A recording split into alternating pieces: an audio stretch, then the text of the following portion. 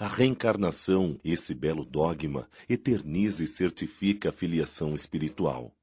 O espírito chamado para prestar contas de seu mandato terreno compreende a continuidade da tarefa interrompida, mas sempre retomada. Ele vê, sente que apanhou num ar o pensamento de seus antecessores, reinicia a luta, amadurecido pela experiência, para avançar mais e mais, e todos, trabalhadores da primeira e da última hora, com os olhos bem abertos sobre a profunda justiça de Deus, não se queixam mais e o adoram. Este é um dos verdadeiros sentidos desta parábola, cujo ensinamento contém, como todas as que Jesus dirigiu ao povo, o germe do futuro e também, sob todas as formas e sob todas as imagens, a revelação da magnífica unidade que harmoniza todas as coisas no universo, da solidariedade que liga todos os seres presentes ao passado e ao futuro. Missão dos Espíritas. Erasto, Protetor do Médium, Paris, 1863. Não percebeis desde já a formação da tempestade que deve arrebatar o velho mundo e reduzir ao nada a soma das perversidades terrenas? Louvai ao Senhor, vós que colocastes vossa fé na sua soberana justiça e que, novos apóstolos da crença revelada pelas proféticas vozes superiores, ides pregar e ensinar o novo dogma da reencarnação e da elevação dos espíritos, à medida que cumpram bem ou mal as suas missões e tenham suportado suas provas terrenas. Nada de temor, as línguas de fogo estão sobre vossas cabeças. Verdadeiros adeptos do Espiritismo, vós sois os eleitos de Deus. Ide e pregai a palavra divina. É chegada a hora em que deveis sacrificar, em favor da sua divulgação, hábitos, trabalhos, ocupações fúteis. Ide e pregai. Os espíritos elevados estão convosco. Certamente falareis com pessoas que não quererão ouvir a palavra de Deus, pois ela recomenda a renúncia constante. Pregareis o desinteresse aos avarentos, a abstinência aos devassos, a mansidão aos tiranos domésticos e aos opressores. Palavras perdidas? Talvez, mas o que importa? É preciso regar com vosso suor o terreno que deveis semear, pois ele apenas frutificará e produzirá sob os constantes esforços da enxada e do arado evangélicos. Ide e pregai. Sim, todos vós, homens de boa fé, que sabeis da vossa pequenez observando os mundos espaciais no infinito, parte encruzada contra a injustiça e a maldade. Ide aniquilai esse culto ao bezerro de ouro, que se expande dia após dia. Ide, Deus vos conduz, homens simples e ignorantes, vossas línguas se soltarão, e falareis como nenhum orador fala. Ide pregai, as populações atentas recolherão com alegria vossas palavras de consolação, fraternidade, esperança e paz. Que importam as ciladas que armarem no vosso caminho? Apenas os lobos caem na armadilha de lobos, pois o pastor saberá defender suas ovelhas das fogueiras do sacrifício. Ide, homens confiantes perante Deus, mais felizes do que São Tomé, que acreditais sem precisar ver e aceitais os fatos da mediunidade até mesmo quando nunca conseguistes obtê-los por vós mesmos. Ide, o Espírito de Deus vos guia. Marchai, pois, adiante, legião majestosa pela vossa fé. Os grandes batalhões dos incrédulos se desmancharão perante vós como as névoas da manhã aos primeiros raios do sol matinal. A fé é a virtude que transporta montanhas, disse Jesus. Porém, mais pesadas que as maiores montanhas são as jazidas da impureza e de todos os vícios que dela derivam no coração humano. Parte com coragem para remover essas montanhas de maldades das quais as gerações futuras ouvirão referências apenas como lenda, tal como vós conheceis muito vagamente os tempos que antecederam a civilização pagã. Sim, as revoluções morais e filosóficas surgirão em todos os pontos da Terra. Aproxima-se a hora em que a luz divina brilhará sobre os dois mundos. Ide, pois, levando a palavra divina aos grandes que a desprezarão, aos sábios que exigirão provas, aos simples e pequeninos que a aceitarão, porque, principalmente entre os mártires do trabalho, desta provação terrena encontrareis entusiasmo e fé. Eles a receberão alegremente, agradecendo, louvando a Deus a consolação divina que lhes oferecerdes, e baixando a fronte, renderão graças pelas aflições que a terra lhes reservou. Arme-se de decisão e coragem a vossa legião. Mãos à obra, o arado está pronto e a terra preparada. Arai. E de agradecer a Deus a gloriosa tarefa que vos confiou. Mas, cuidado, entre os chamados para o Espiritismo, muitos se desviaram do caminho. Alerta, pois, no vosso caminho, buscai a verdade. Perguntareis, se entre os chamados para o Espiritismo, muitos se desviaram, como reconhecer os que acham no bom caminho? Responderemos, podeis reconhecê-los pelo ensino e pela prática dos princípios verdadeiros da caridade, pela consolação que distribuírem aos aflitos, pelo amor que dedicarem ao próximo, pela sua renúncia, pela dedicação ao próximo. Podeis reconhecê-los finalmente pela vitória dos seus princípios divinos, porque Deus quer que a sua lei triunfe. Os que a seguem são os escolhidos que vencerão. Os que, porém, falseiam o espírito dessa lei para satisfazer a sua vaidade e a sua ambição, esses serão destruídos. Os Trabalhadores do Senhor. O Espírito de Verdade, Paris, 1862. É chegado o tempo em que se cumprirão as coisas anunciadas para a transformação da humanidade, e felizes serão aqueles que tiveram trabalhado no campo do Senhor generosamente e sem outro interesse que não a caridade. Suas jornadas de trabalho serão recompensadas 100 vezes mais do que esperavam. Felizes serão os que houverem dito a seus irmãos, trabalhemos juntos e unamos nossos esforços a fim de que o Senhor encontre a obra terminada quando chegar, e o Senhor lhes dirá, vinde a mim, vós que sois bons servidores, que calastes vossos melindres e discórdias, para não deixar a obra prejudicada. Mas, infelizes daqueles que por suas divergências vaidosas houverem retardado a hora da colheita, pois a tempestade virá e serão levados no turbilhão. E clamarão, graça, graça, Senhor. Ele lhes dirá, por que pedis graças? Vós que não tivestes piedade de vossos irmãos, que recusastes estender a mão ao fraco e o esmagastes ao invés de socorrê-lo? Por que pedis graças, vós que procurastes na terra a vossa recompensa nos gozos e na satisfação de vosso orgulho? Já recebestes a vossa recompensa de acordo com vossa vontade, nada mais deveis pedir. As recompensas celestes são para aqueles que não tenham recebido as recompensas na terra. Deus faz neste momento a enumeração de seus servidores fiéis e marcou a dedo aqueles que do devotamento só têm aparência, a fim de que não se apoderem do salário dos servidores corajosos. A estes que não recuarem perante a tarefa é que ele vai confiar os postos mais difíceis na grande obra da regeneração pelo Espiritismo, e estas palavras se cumprirão. Os primeiros serão os últimos, e os últimos serão os primeiros no reino dos céus.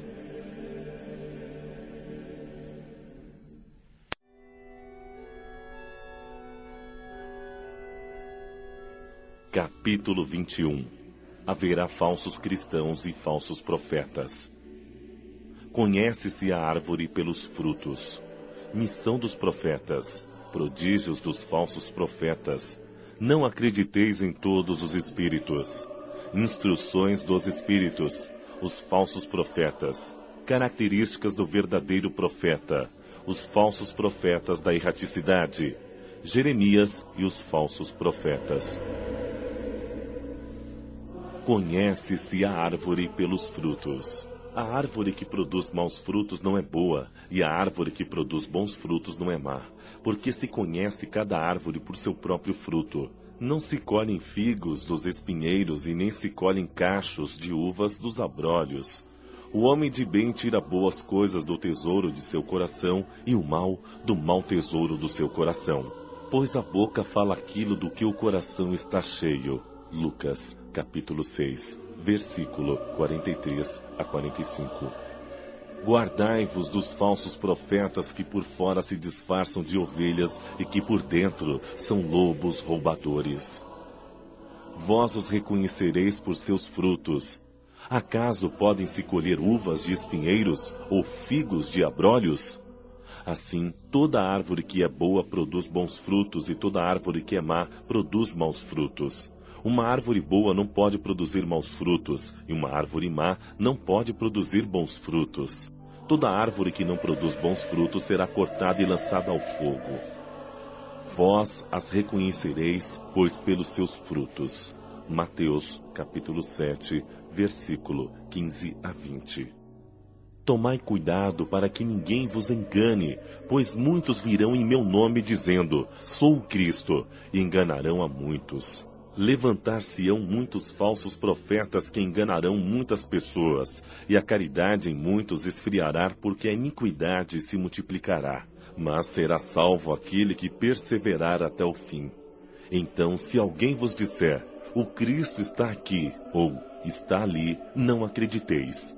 Pois levantar-se-ão falsos cristos e falsos profetas que farão grandes prodígios e coisas espantosas, a ponto de enganar, se fosse possível, até mesmo aos escolhidos. Mateus, capítulo 24, versículos 4 e 5, 11 a 13 e 23 e 24. Marcos, capítulo 13, versículos 5 e 6, 21 e 22. Missão dos profetas.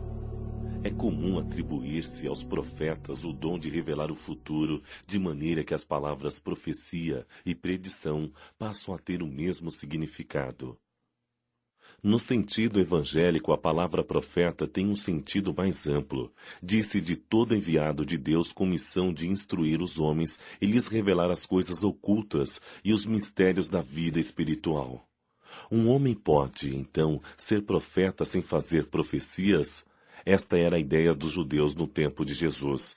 Eis porque, quando foi levado perante o sumo sacerdote Caifás, os escribas e os anciãos que estavam reunidos lhe cuspiram no rosto, lhe deram socos e bofetadas, dizendo, Cristo, profetiza e dize quem foi quem te bateu.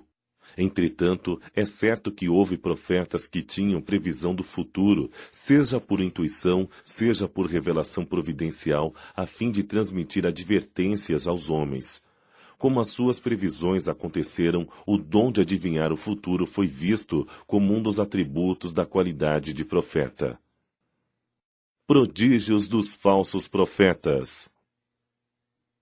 Surgirão falsos cristos e falsos profetas que farão grandes prodígios e coisas surpreendentes para enganar os escolhidos.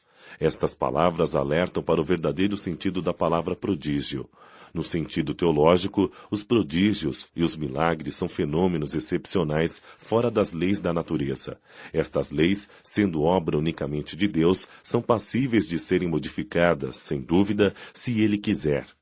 O simples bom senso nos diz que ele não pode ter dado a seres perversos e inferiores um poder igual ao seu e ainda menos o direito de desfazer o que ele fez. Jesus não pode ter consagrado tal princípio.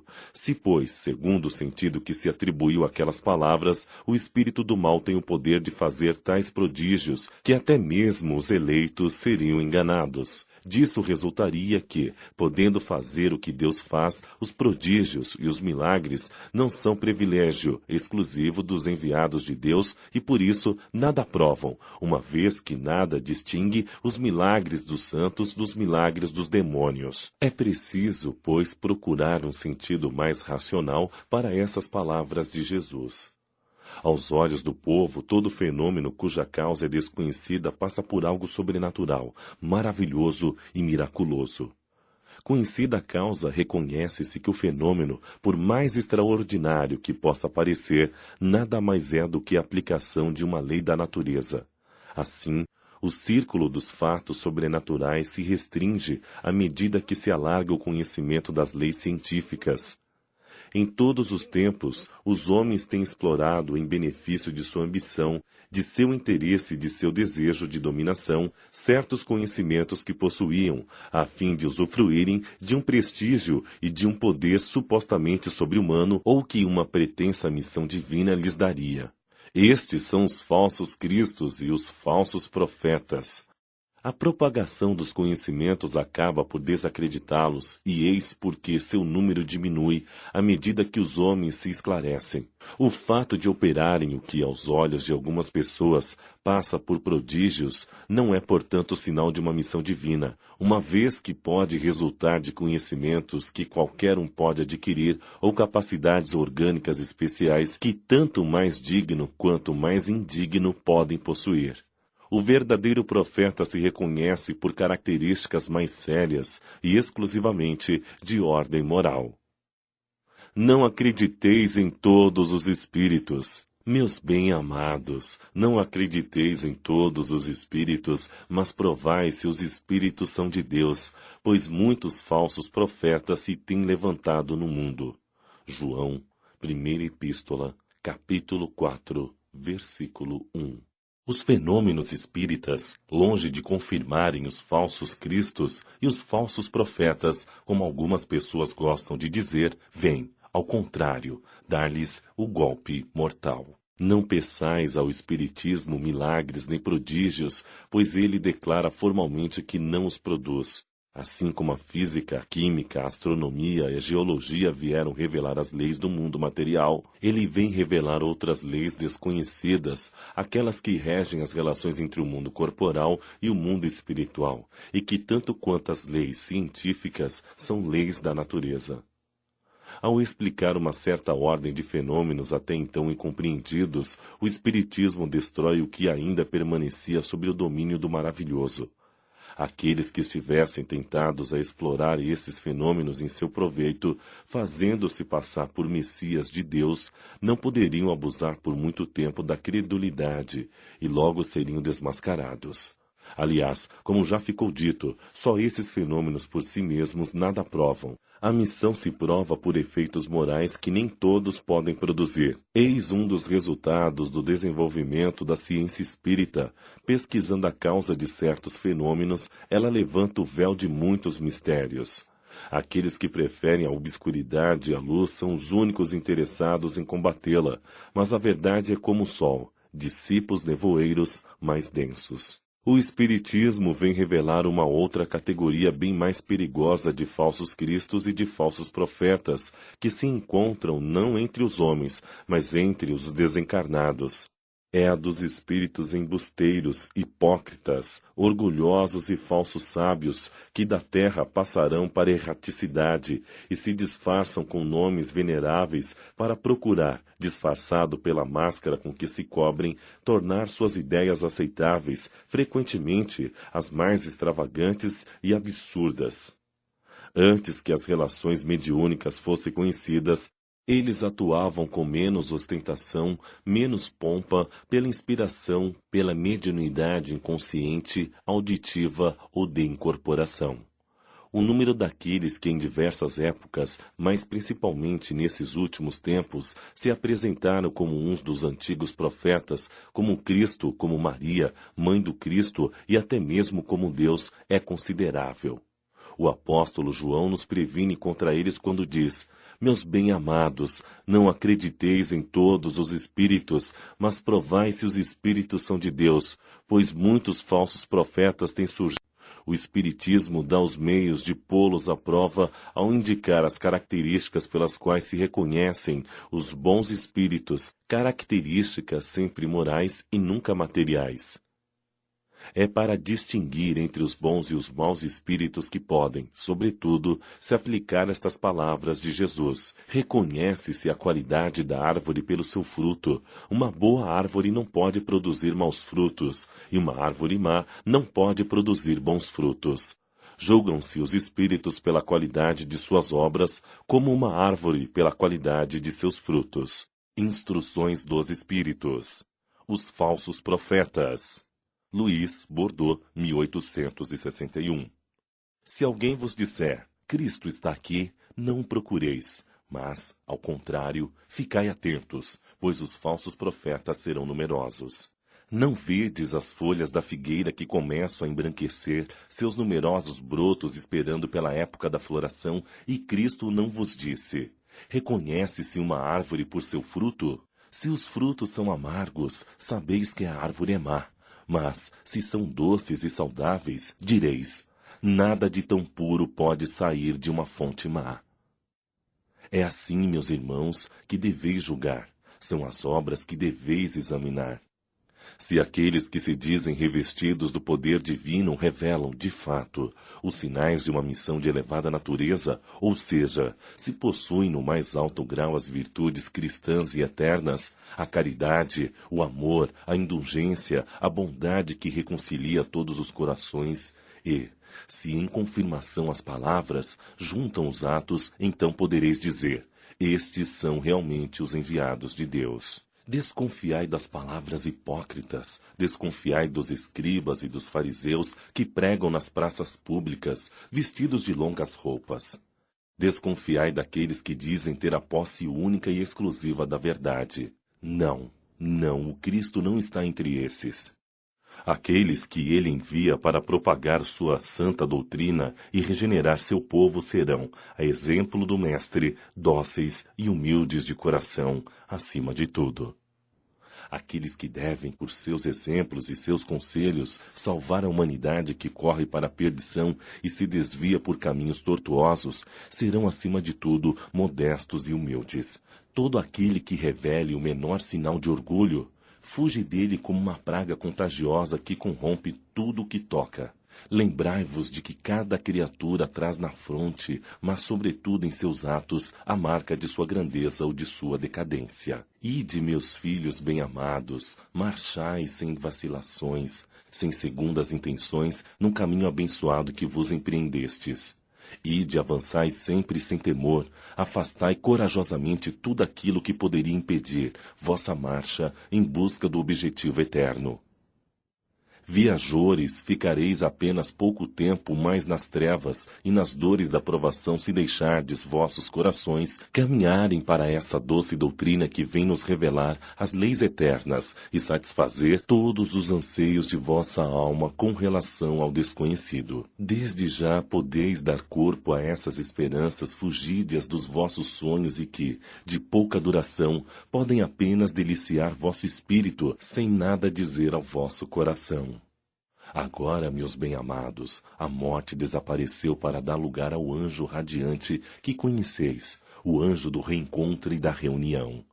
Agora que bem cumpristes as tarefas que o Criador vos deu, não tendes mais nada a temer de sua justiça, pois ele é Pai e perdoa sempre aos seus filhos desgarrados que clamem por misericórdia. Continuai, avançai sem cessar. Que vossa bandeira seja a do progresso constante em todas as coisas, até que chegueis, enfim, ao final feliz da jornada em que vos esperam todos aqueles que vos antecederam. Características do verdadeiro profeta. Erasto, Paris, 1862. Desconfiai dos falsos profetas.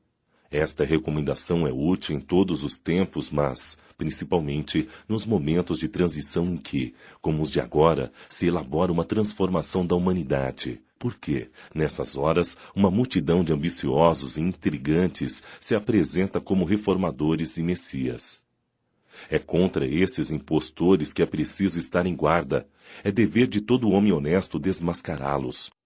Perguntareis, sem dúvida, como podereis reconhecê-los? Eis os seus sinais. Só se confia o comando de um exército a um general hábil e capaz de dirigi-lo.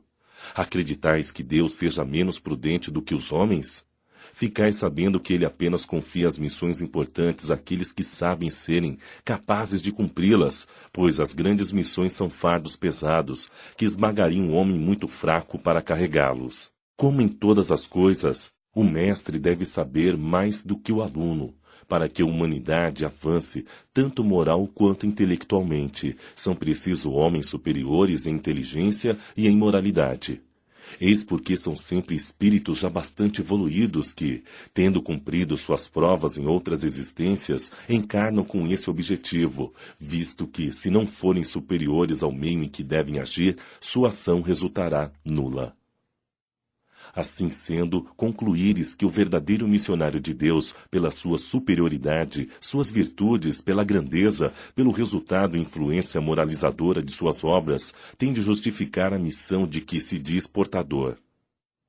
Tirai ainda esta conclusão: se pelo seu caráter, suas virtudes e sua inteligência ele demonstrar não estar à altura da função a que se atribui, nem do nome de cujo personagem se utiliza, não passa de um farsante, mau ator de condições inferiores que nem mesmo sabe copiar o seu modelo.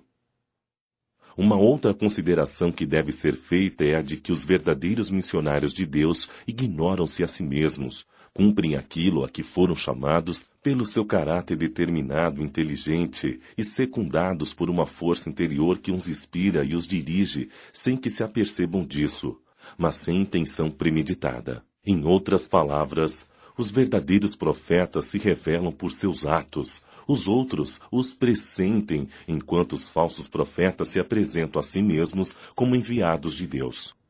Os verdadeiros são humildes, modestos, e os outros são orgulhosos e cheios de si mesmos, falam com arrogância e, como todos os hipócritas, sempre parecem receosos de não serem aceitos. Esses impostores já se apresentaram como apóstolos do Cristo, outros como o próprio Cristo, e para a vergonha da humanidade encontraram pessoas crédulas o bastante para admitir tais infâmias. Uma consideração bem simples, no entanto, que deveria abrir os olhos do mais cego, é que, se o Cristo reencarnasse na Terra, aqui viria com poder e as suas virtudes, a menos que se admita o que seria um absurdo que ele houvesse degenerado. Portanto, da mesma maneira que se tirardes de Deus um único de seus atributos, não tereis mais Deus. Se tirardes uma única virtude do Cristo, não tereis mais o Cristo. Aqueles que se apresentam como Cristo têm, como ele, todas as suas virtudes? Eis a questão. Observai-os bem, sondai-os pelos pensamentos e atos que praticam, e percebereis que não têm, acima de tudo, as qualidades distintivas do Cristo, a humildade e a caridade. Mas, ao contrário, quem tem o que ele não tinha, a ambição e o orgulho. Observai que há sempre e, em diferentes países, muitos pretensos Cristos, como há muitos pretensos Elias, São João ou São Pedro, que necessariamente não podem ser verdadeiros. Ficai certos de que são pessoas que exploram a credulidade e acham cômodo viver às custas daqueles que os ouvem. Desconfiai, portanto, dos falsos profetas, especialmente no tempo de renovação, visto que muitos impostores se dirão enviados de Deus. São os que procuram a satisfação de suas vaidades, mas uma terrível justiça os espera. Disso podeis estar certos. Os falsos profetas da erraticidade. Erasto, discípulo de São Paulo, Paris, 1862. Os falsos profetas não estão somente entre os encarnados. Existem também, em maior número, entre os espíritos orgulhosos que, sob a falsa aparência de amor e caridade, semeiam a desunião e retardam a obra de emancipação libertadora da humanidade, lançando, por médiuns dos quais se servem, sistema de ideias polêmicas e absurdas. Para melhor fascinar aqueles a quem desejam iludir e para dar mais peso às suas teorias, apresentam-se, sem escrúpulos, sob os nomes que os homens só com muito respeito pronunciam. Estes médiuns geram o fermento das discórdias entre os grupos que os levam a se isolar uns dos outros e se olharem com desconfiança. Apenas isso bastaria para desmascará-los, porque, assim agindo, eles mesmos dão o mais completo desmentido do que dizem ser. Cegos são os homens que se deixam enganar por eles e de maneira tão grosseira. Mas há muitos outros meios de reconhecê-los. Os espíritos da ordem a qual dizem pertencer devem ser não somente bons, mas, acima de tudo, devem ser altamente racionais.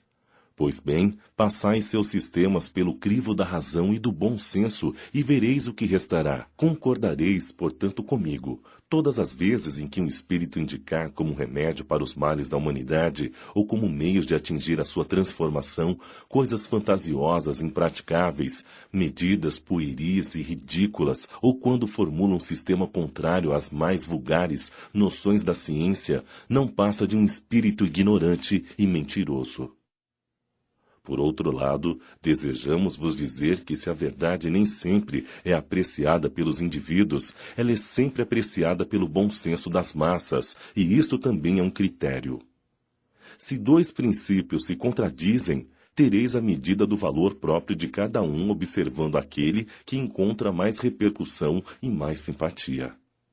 Seria ilógico, de fato, admitir uma doutrina cujo número de adeptos diminuía seja mais verdadeira do que aquela que visse os seus aumentarem. Deus, querendo que a verdade chegue a todos, não a confia a um círculo restrito, mas com que ela surja em diferentes lugares, a fim de que a luz se apresente para todos em contraposição às trevas. Recusai rigorosamente todos esses espíritos que se apresentam como conselheiros exclusivos, pregando a divisão e o isolamento. São quase sempre espíritos vaidosos e medíocres que tendem a se impor aos homens fracos e crédulos, distribuindo-lhes louvores exagerados, a fim de iludi-los e tê-los sob o seu domínio.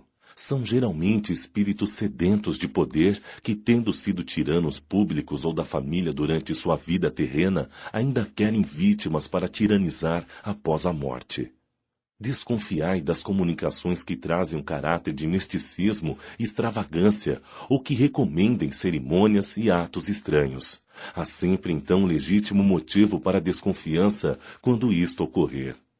Por um outro lado, acreditai que quando uma verdade deve ser revelada à humanidade, é, por assim dizer, instantaneamente comunicada em todos os grupos sérios que possuem médiuns sérios, e não a estes ou aqueles com a exclusão dos outros. Ninguém é médium perfeito se estiver obsediado, e há obsessão evidente quando um médium está apto apenas para receber as comunicações de um determinado espírito, por mais elevado que pretenda ou diga-se ser. Em consequência disto, todo médium e todo grupo que acredita ser privilegiado por comunicações que só eles podem receber e que, além disso, a submetem a práticas que tendam para a superstição, estão sem dúvida sob a ação de uma obsessão bem caracterizada, sobretudo quando o espírito dominador se vangloria de um nome que todos, encarnados e desencarnados, devemos honrar e respeitar e não permitir que ele seja comprometido a todo instante. É incontestável que, uma vez submetidas ao crivo da razão e da lógica, todas as observações e todas as comunicações dos espíritos, será fácil rejeitar o absurdo e o erro. Um médium pode ser fascinado, um grupo pode ser enganado, mas a verificação severa dos outros grupos, com a ciência adquirida e a alta autoridade moral dos dirigentes de grupo, mais as comunicações que os principais médiuns recebam com um sinal de lógica e de autenticidade dos melhores espíritos, farão justiça rapidamente, desmascarando essas comunicações mentirosas e astuciosas, procedentes de um grupo de espíritos mistificadores e maus. Jeremias e os falsos profetas. Luís, Espírito Protetor, Karlsruhe, 1861.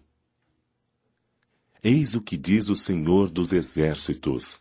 Não escutais as palavras dos profetas que vos profetizam e vos enganam. Divulgam as visões do seu coração e não o que aprenderam da boca do Senhor. Dizem aqueles que me blasfemam, o Senhor o disse, tereis a paz, e a todos aqueles que marcham para a corrupção de seus corações, o mal não acontecerá convosco. Mas qual deles assistiu ao conselho do Senhor? O que o ouviu e entendeu o que ele disse? Eu não enviava esses profetas e eles corriam por si mesmos. Não lhes falava nada e eles profetizavam. Ouvi o que disseram esses profetas que profetizaram a mentira em meu nome, dizem, sonhei, sonhei. Até quando esta imaginação estará no coração dos profetas que profetizaram a mentira e cujas profecias são apenas seduções de seus corações? Se, pois, esse povo, ou um profeta, ou sacerdote vos interroga e vos diz, qual é o fardo do Senhor? Vos lhes direis, vós mesmos sois o fardo, e eu vos lançarei bem longe de mim, diz o Senhor. Jeremias, capítulo 23, versículo 16 a 18, 21, 25 e 26 e 33. É a respeito desta passagem do profeta Jeremias que quero vos falar, meus amigos. O profeta, em nome de Deus, disse: é a visão do coração deles que os faz falar. Estas palavras indicam claramente que, desde aquela época, os charlatães e os vaidosos abusavam do dom da profecia e o exploravam. Abusavam, portanto, da fé simples e quase cega do povo e prediziam, por dinheiro, as coisas boas e agradáveis. Esse tipo de enganação era muito comum entre o povo judeu e fácil é compreender que o pobre povo, em sua ignorância, estava impossibilitado de distinguir os bons dos maus e era sempre mais ou menos enganado por esses supostos profetas que não passavam de impostores ou fanáticos. Não pode haver nada mais esclarecedor do que estas palavras. Não enviei esses profetas e eles correram por si mesmos, não lhes falava nada e eles profetizavam. Mais adiante ele diz: ouvi esses profetas que profetizam a mentira em meu nome, dizendo: sonhei, sonhei, indicando assim um dos meios empregados para explorar a confiança que o povo tinha neles. A multidão, sempre crédula, não contestava a veracidade de seus sonhos ou de suas visões, sempre achava isso natural e sempre convidava os profetas a falarem. Após estas palavras do profeta, meditai também sobre os sábios conselhos do apóstolo João, quando diz: não acrediteis em todos os espíritos, mas provai se os espíritos são de Deus, pois entre os desencarnados há também os que têm prazer em enganar, quando encontram ocasião. Esses enganados são bem entendido os médiuns que não tomam a necessária precaução. Eis aí, sem dúvida, um dos maiores obstáculos contra o qual muitos esbarram, sobretudo quando são novatos no espiritismo. É para eles uma prova na qual somente pode triunfar, orientando-se com prudência. Aprendei, pois, antes de tudo, a distinguir os bons dos maus espíritos, para que vós mesmos não vos torneis falsos profetas.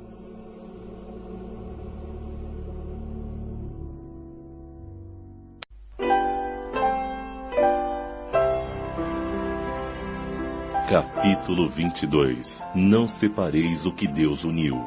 Indissolubilidade do casamento. O divórcio. Indissolubilidade do casamento.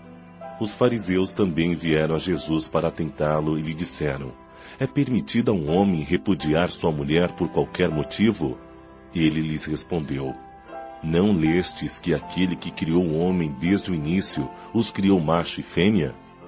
E disse: por esta razão, o homem deixará seu pai e sua mãe e se unirá à sua mulher, e farão os dois uma só carne. Assim eles não serão mais dois, e sim uma só carne. Que o homem, pois, não separe o que Deus uniu. Mas por que razão, disseram eles, Moisés ordenou que se entregue à mulher uma carta de separação e que a repudie? Jesus lhes respondeu: é devido à dureza de vossos corações que Moisés vos permitiu repudiar vossas mulheres, mas isso não aconteceu desde o início. Eu também vos declaro que todo aquele que repudiar sua mulher, se não for por causa de adultério, e se casar com outra, comete adultério, e que aquele que se casar com aquela que um outro repudiou, também comete adultério. Mateus, capítulo 19, versículo 3 a 9. Nada é imutável a não ser o que vem de Deus. Toda obra que é dos homens está sujeita a mudanças. As leis da natureza são as mesmas em todos os tempos, em todos os países. As leis humanas transformam-se de acordo com o tempo, com os lugares e com o progresso da inteligência. No casamento, o que é de ordem divina é a união dos sexos para permitir a renovação dos seres que morrem, mas as condições que regulam essa união são de tal modo humanas que não há em todo o mundo, e até mesmo na cristandade, 2 países em que elas sejam rigorosamente as mesmas, e nem há um sequer em que essas condições não tenham sofrido mudanças impostas pelo tempo. O resultado disso é que pela lei civil o que é legítimo num país em numa época é adultério noutro e em outro tempo. Isto em razão de ter a lei civil por objetivo regular os interesses das famílias na sociedade, e esses interesses variam de acordo com os costumes e as necessidades locais. Assim é, por exemplo, que em certos países apenas o casamento religioso é legítimo, em outros é preciso acrescentar-lhes o casamento civil, em outros, enfim, o casamento civil é o bastante. Mas, na união dos sexos, o par da lei divina material comum a todos os seres vivos, existe uma outra lei divina, imutável como todas as leis de Deus, exclusivamente moral, é a lei do amor. Deus quis que os seres se unissem não só pelos laços da carne, mas também pelos da alma, a fim de que a afeição mútua dos esposos se transmitisse aos filhos e que fossem dois, ao invés de um, a amá-los, a cuidar deles e fazê-los progredir. Nas condições normais do casamento, a lei do amor foi sempre levada em conta? De maneira nenhuma. O que se leva em conta não é a afeição de dois seres que se atraem mutuamente. Eis porque, na maioria das vezes, esse sentimento é rompido. O que se procura não é a satisfação do coração, e sim a do orgulho, da vaidade e da ambição, em resumo, a satisfação de todos os interesses materiais. Se tudo corre bem segundo esses interesses, disse que o casamento é conveniente quando as bolsas estão bem cheias, disse que os esposos estão bem e que por isso devem ser bem felizes. Contudo, nem a lei civil, nem tampouco os compromissos que ela determina podem suprir a lei do amor se esta lei não presidir a união. Disso resultará que muitas vezes o que se uniu à força se separa por si mesmo, e que o juramento que se pronuncia aos pés de um altar se torna uma falsidade, se é dito como uma fórmula banal e, então, surgem as uniões infelizes que acabam por se tornar criminosas. Infelicidade dupla que seria evitada se, nas condições do casamento, não se esquecesse da única lei que o torna legítimo aos olhos de Deus, a lei do amor. Quando Deus disse, sereis somente uma só carne, e quando Jesus disse, não separareis o que Deus uniu, isso deve ser entendido segundo a lei de Deus, que não se altera jamais, e não conforme a lei variável dos homens. Será então supérflua e desnecessária a lei civil, e deveríamos voltar aos casamentos segundo a natureza? Certamente que não. A lei civil tem por objetivo reger as relações da sociedade e os interesses das famílias, de acordo com as exigências da civilização, e eis porque ela é útil, necessária, porém, variável, devendo ser previdente, porque o homem civilizado não pode mais viver como selvagem. Levando-se em conta tudo isto, nada, absolutamente nada, se contrapõe para que ela seja a decorrência e a confirmação da lei de Deus. Os obstáculos ao cumprimento da lei divina decorrem dos preconceitos humanos e não da lei civil. Estes preconceitos, ainda que muito ativos, já perderam a sua força junto aos povos esclarecidos. Eles desaparecerão totalmente com o progresso moral que abrirá, definitivamente, os olhos aos homens para os males incontáveis, as faltas e até mesmo os crimes que resultam de uniões contraídas visando apenas interesses materiais. E um dia se perguntará se é mais humano, mais caridoso, mais moral unirem-se, um ao outro, dois seres que não podem viver juntos ou restituir-lhes a liberdade e, ainda, se a perspectiva de uma aliança indissolúvel não aumenta o número das uniões irregulares. O divórcio. O divórcio é uma lei humana que tem por objetivo separar legalmente o que, de fato, já está separado. O divórcio não contraria a lei de Deus, uma vez que apenas corrige o que os homens fizeram e se aplica apenas aos casos em que foi desconsiderada a lei divina. Se fosse contrário a essa lei, a própria Igreja seria forçada a considerar como prevaricadores aqueles dentre seus chefes que, por sua própria autoridade e em nome da religião, impuseram divórcio em mais de uma ocasião. E dupla seria a prevaricação, porque, nesses casos, foi unicamente com vista aos interesses temporais e não para satisfazer a lei de amor. Porém, nem mesmo Jesus consagrou a indissolubilidade absoluta do casamento. Ele disse que foi devido à dureza de vossos corações que Moisés vos permitiu repudiar vossas mulheres.